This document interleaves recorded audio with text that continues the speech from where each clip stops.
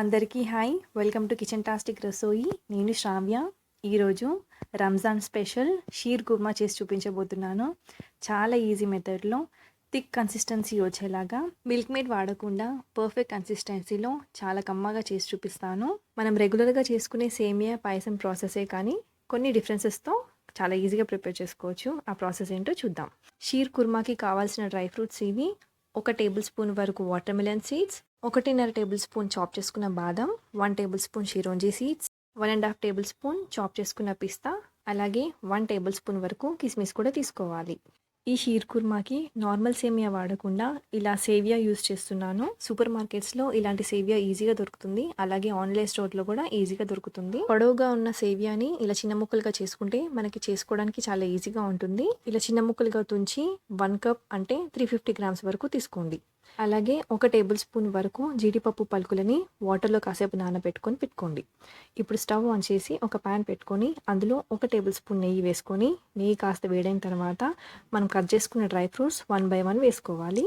Chop చేసుకున్న బాదం, chop చేసుకున్న పిస్తా, వాటర్ మిలన్ సీడ్స్, సారా పలుకులు, అలాగే కిస్మిస్ కూడా వేసుకొని మంటని లో ఫ్లేమ్లో పెట్టుకొని దోరగా ఫ్రై చేసుకోండి. 2 మినిట్స్ వరకు లో ఫ్లేమ్లో దోరగా ఫ్రై చేసుకున్న తర్వాత ఇందులోనే మనం సేవియా కూడా ఫ్రై చేసుకోవాలి.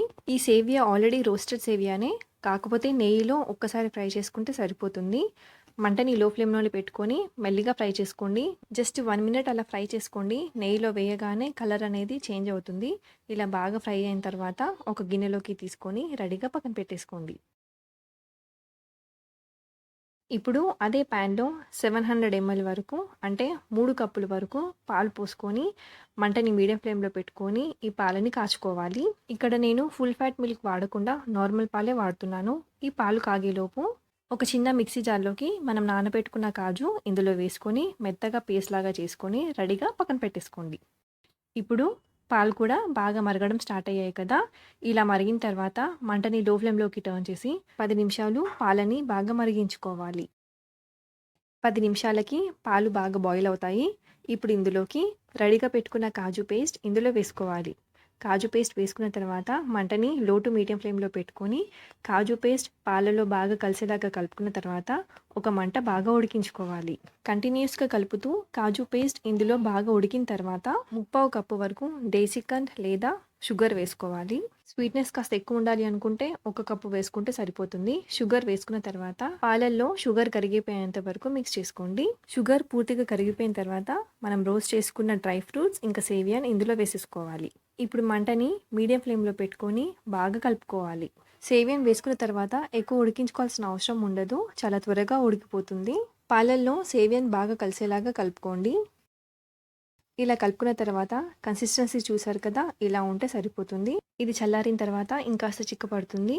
ఇప్పుడు ఇందులోకి 1/2 టేబుల్ స్పూన్ వరకు ఇలాచీ పొడి వేసుకొని బాగా కలుపుకోండి.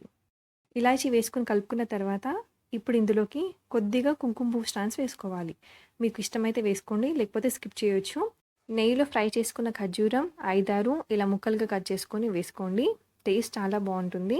బాగా కలుపుకొని 2 నిమిషాల తర్వాత స్టవ్ ఆఫ్ చేసుకుంటే షీర్ కుర్మా రెడీ. ఇంట్లో వాళ్ళందరూ చాలా ఇష్టంగా తింటారు, అంత టేస్టీగా ఉంటుంది. తప్పకుండా ట్రై చేయండి. ఇలాంటి మరెన్నో రెసిపీస్ కోసం ప్లీజ్ మన ఛానల్ని సబ్స్క్రైబ్ చేసుకోండి. Thank you for watching.